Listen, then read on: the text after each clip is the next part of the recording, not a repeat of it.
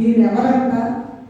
మొదటి తిమోతి పత్రిక 6వ అధ్యాయం 15వ వచనంలో ఈయన రాజులకు రాజు ప్రభువులకు ప్రభు అయిన క్రీస్తు దగ్గర నుండి మనం కిరీటాలు సంపాదించుకోవాలట.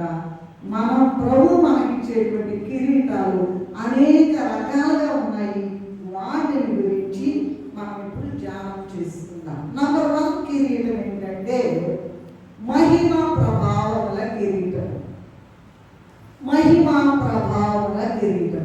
దీనికి కూడా నేను ఇంగ్లీష్లో డిక్షనరీ చూస్తే గ్లోరీ అంటాం కదా ఇంగ్లీష్లో.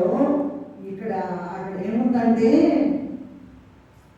మహిమ కిరీటము, మహిమ ప్రభావముల కిరీటం అంటే ప్రెజెన్స్ ఆఫ్ గాడ్ అంట. ఏంటండి? ఆ మహిమ కనబడదు.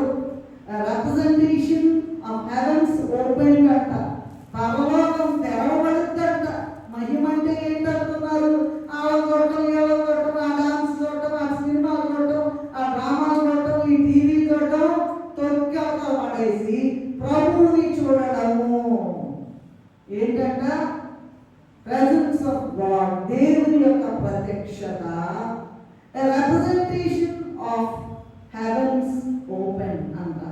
ఇంకొక మాట ఏం రాశాడు